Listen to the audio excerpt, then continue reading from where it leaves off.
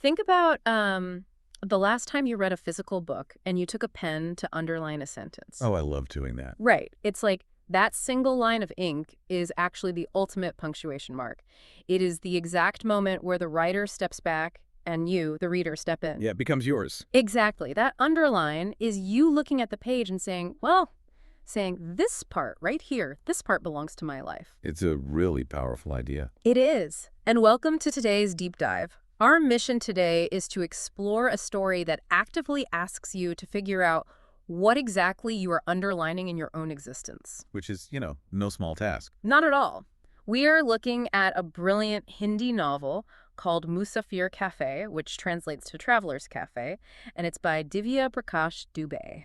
And Dubey is just a fascinating guy all on his own. He really is. He's a former telecom assistant general manager, like an engineer with an MBA who completely walked away from the corporate ladder to become a best-selling author. Yeah, and you can really feel that background in his writing. It's incredibly intimate. It's almost like you're sitting right across from him in a coffee shop, just trying to figure life out together. And that casual sort of coffee shop tone is precisely what makes his work so devastatingly effective. Right.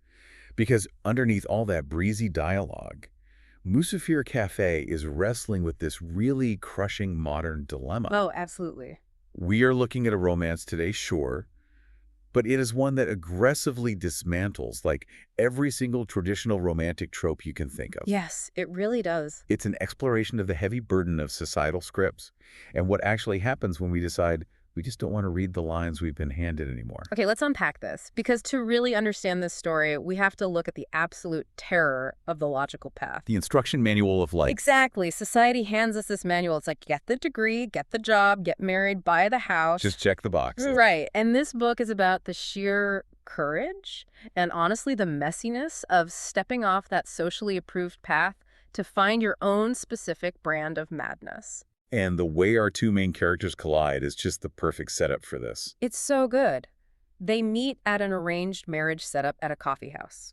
Which, for anyone listening who might not be familiar, an arranged marriage meeting in this cultural context isn't just, a casual blind date. No, not at all. It is a high-stakes audition for a family merger. Yeah, the pressure is immense, but this specific meeting has a massive twist. A huge twist. So we start with Chandor. He's a software engineer, but he's already quietly rebelling in his own way. Right. He actively avoids being posted to the U.S. Which is wild, because that's traditionally viewed as the ultimate golden ticket for an Indian engineer. He is a man who is going through the motions, but he's, quietly resisting momentum. So Chandar arrives early at this cafe to meet his prospective bride. But before he can even figure out who he is supposed to meet, he overhears this woman at the next table. And she is absolutely dismantling her own prospective groom. Just tearing into him. This is Sudha. She's a divorce lawyer, and she is holding literally nothing back. Oh, she is completely unfiltered. She is loudly berating this man for expecting her to drop her hard-earned career in family court, follow him to America, and just operate as a compliant baby-making machine. It's such a beautifully awkward scenario. I know, right? Chandar's just sitting there, sipping his coffee, listening to her lay into this poor guy for a solid 20 minutes. Just watching the wreckage. Yeah, and the guy eventually just mutters something defeated and scrambles out the door. And it's only then that Chanda realizes... Wait a minute. She is his actual date. It's hilarious. Their families had completely mixed up the timings and the tables. So before they even exchange names, the entire pretense is completely shattered. Right. So Chandar walks over to her table, looking at the guy who just ran away, and says, look, I don't know how you're going to feel about this, but I'm a software engineer too. That is just the ultimate diffusion of tension. It really is. Because of that mix-up, they get to skip the entire performative dance of a typical arranged marriage meeting. They instantly bond. They do. But the foundation of their bond is a mutual, almost desperate desire not to get married. Yeah, they are both only at this cafe to appease their relentless families. But psychologically, they're operating from completely different places. And that contrast is what makes them so compelling as a pair. You have Sudha, who is fiercely, almost aggressively independent. Right. She hates formal, polite words. Yes, words like sorry and good night. She feels they are just societal filler, meaningless scripts we use to avoid real connection. She treats life as something to be consumed entirely in the present tense. Whereas Chandar is anchored to the past and honestly terrified of the future. He's carrying a significant amount of emotional baggage. Yeah, from this heartbreaking summer training romance he had. He is essentially trapped in the logical progression of corporate life. He doesn't actually want the corner office, but he doesn't know how to step off the ladder either. While Sudha isn't just stepping off the ladder, she's actively trying to burn it down. It makes me think of two people trying to assemble a massive piece of IKEA furniture together. Oh, wait, I like that analogy. Right. But one of them, Sudha, has already thrown away the instruction manual and is just trying to build a spaceship out of the parts. While Chandar is just frantically looking for step 4 so he doesn't get yelled at. Exactly. But maintaining that kind of shared rebellion is pretty easy when you're just chatting in a coffee shop. Oh, absolutely. It becomes infinitely harder when you are suddenly sharing a roof. Which happens completely by accident. Yeah, which brings us to the chill main. The transition from theoretical rebels to actual roommates is brilliant because it is born out of pure, trivial chaos. It really is. Sudha gets into a massive blowout argument with her female roommate at 2 in the morning. And it's over something incredibly petty. Over who ate the Maggi noodles? Right. Instant noodles. But it escalates to the point where she just packs a bag, calls Chandar, and demands he come pick her up. She just completely inserts herself into his life on a whim. Now, for you listening, we have to pause and look at the gravity of this. Yeah, this is a big deal. An unmarried man and woman living together, a live-in relationship, is not just a casual milestone in this cultural setting. It carries a really heavy stigma. It is often viewed with deep suspicion by neighbors and landlords and seen as a brazen rejection of traditional family values. So how do they handle that massive societal pressure? They turn it into a joke. Yeah, Sudha absolutely despises the term live-in relationship. She thinks it sounds cheap, cliche, and just heavy with societal judgment. So she decides they aren't in a live-in relationship. Nope. They are in a chow mein. By naming it chow mein, which is, something fast, slightly messy, and distinctly non-traditional. She is actively stripping the arrangement of its cultural weight. She's building a linguistic fortress around them. And she defends that fortress fiercely. Oh, she really does. There's this incredible, highly theatrical scene where Chandra's family forces him to meet yet another arranged marriage prospect at a local cafe. And Sudha catches wind of this. Shows up totally uninvited. And puts on a piece of impromptu live theater. Yes. She storms up to the table pretending to be Chandar's scorned, pregnant ex-lover.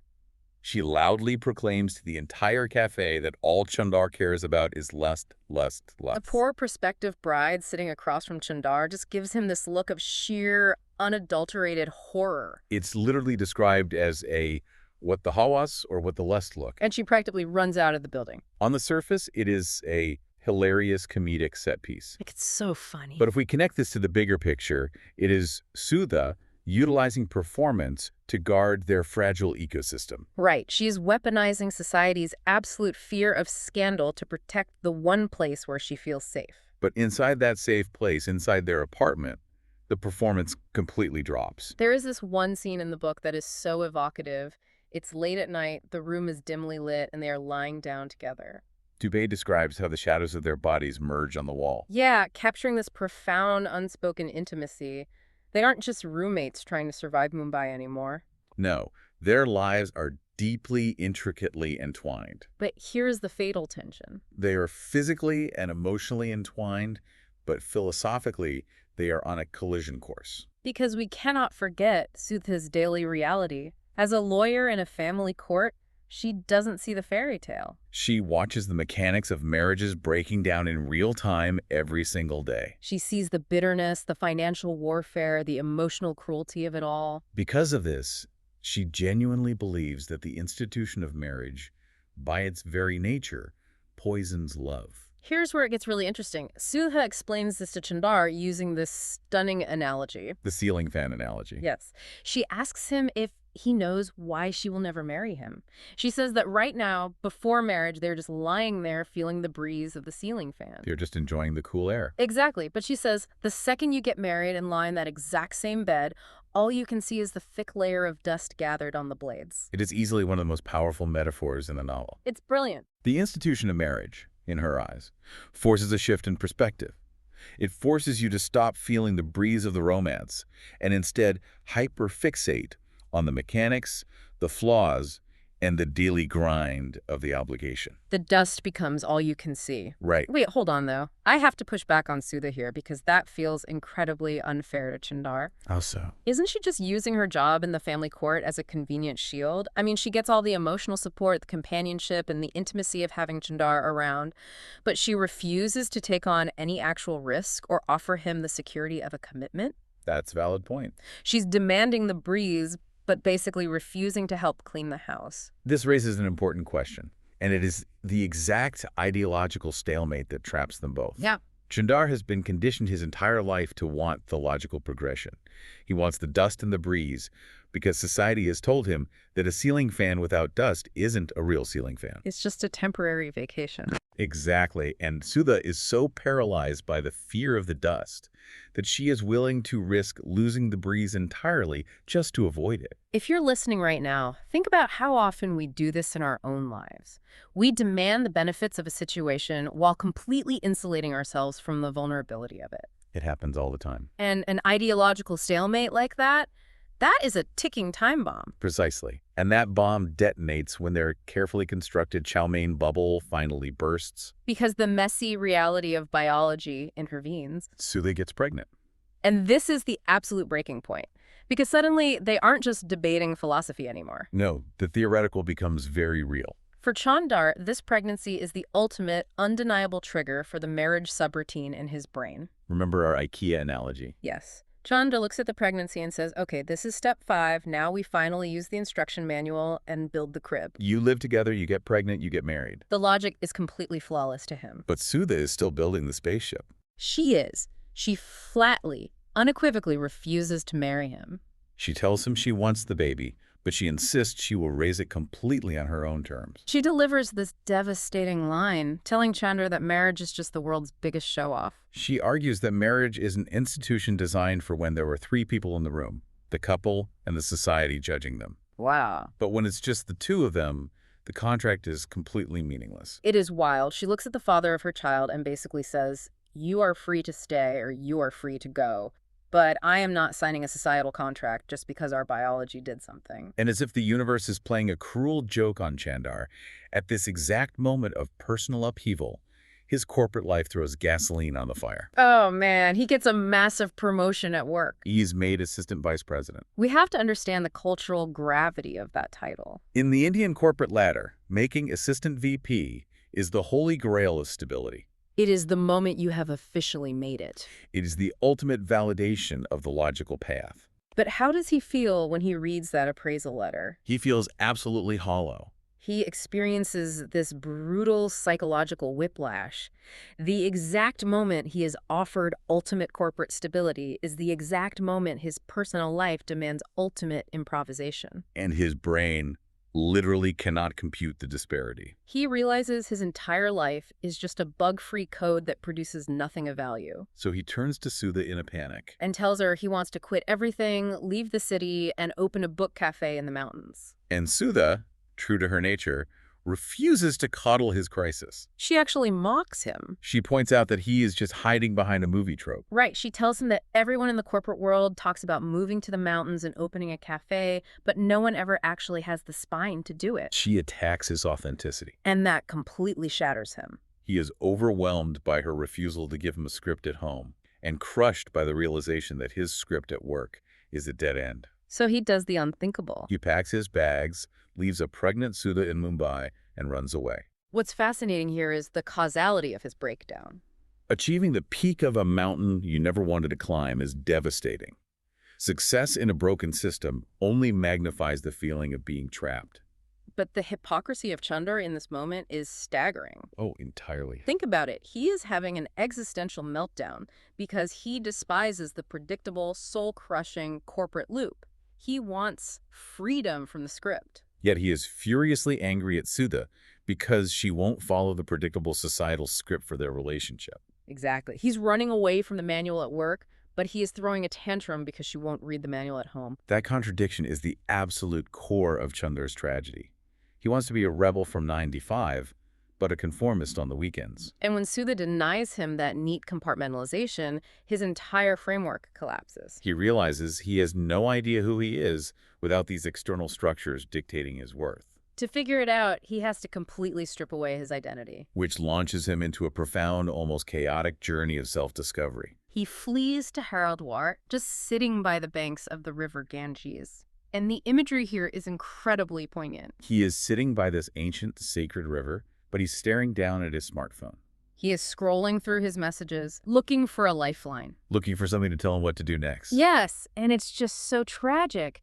He sees endless spam texts. Banks trying to sell him personal loans, insurance companies offering him policies, credit card approvals. It's the entire logical transactional world screaming at him. But the one thing he is desperately searching for, a single message from Sudha asking him to come back, a sign that she actually needs him, is nowhere to be found. The silence from her is absolute.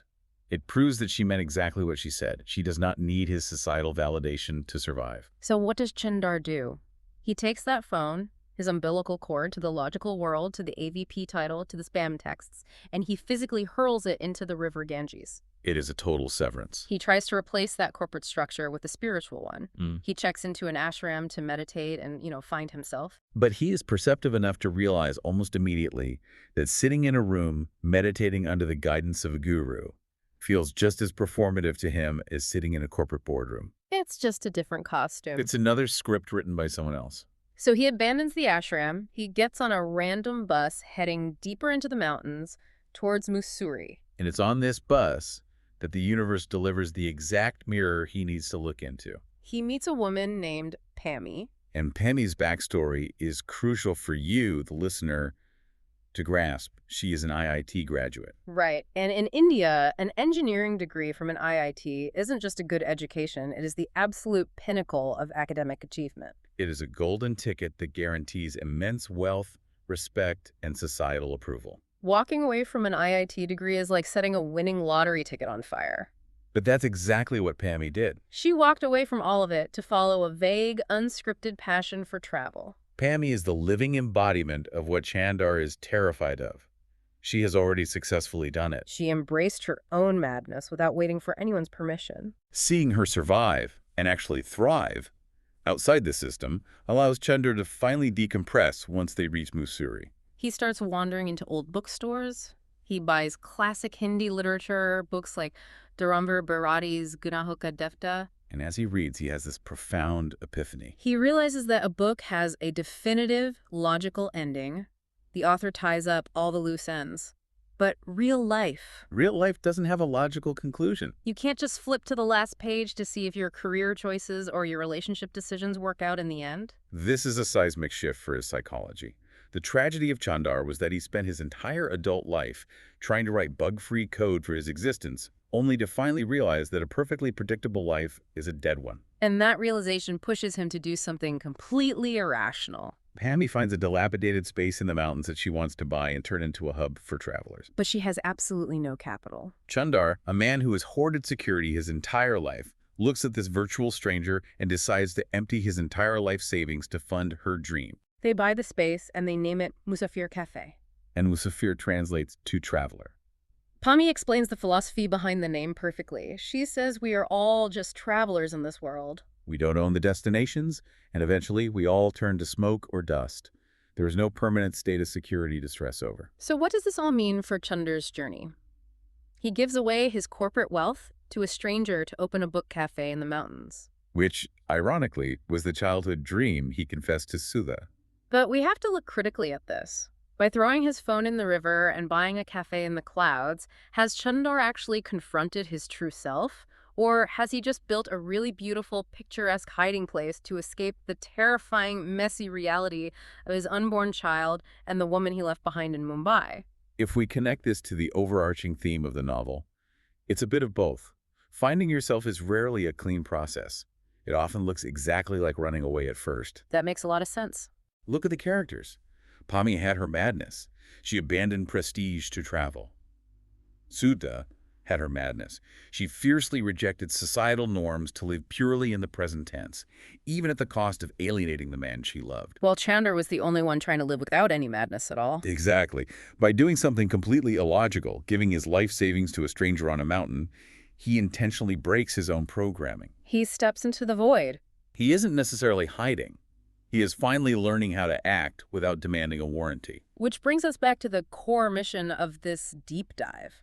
Musafir Cafe isn't a traditional romance where the boy executes a grand gesture to win back the girl. No. It is a story about a boy executing a grand gesture to finally win back himself. It's a narrative that teaches us that the meaning of our lives isn't handed to us on a corporate platter, and it certainly isn't found by checking off the boxes on a societal checklist. Meaning is something you have to actively, sometimes painfully, inject into your own life through your own specific, deeply personal brand of madness. And that brings this entire conversation right back to you listening to this right now. We spend so much of our time desperately searching for guarantees. We want warranties on our career choices, on our relationships, on our major life transitions, in the exact same way we demand a warranty on a new television. But life doesn't come with a warranty. The bug-free code just does not exist. Sometimes you just have to get on the random bus heading into the mountains without knowing where the final stop is. You have to accept that you are a Musafir. You are just a traveler. So as we wrap up today, think about the ceiling fans in your own life. Are you so paralyzed by the fear of seeing the dust on the blades that you are refusing to turn the fan on and actually feel the breeze? What is the rigid, logical script that you are clinging to today just because it feels safe? And what would happen if you finally took that instruction manual, walked to the edge of the river, and just threw it in?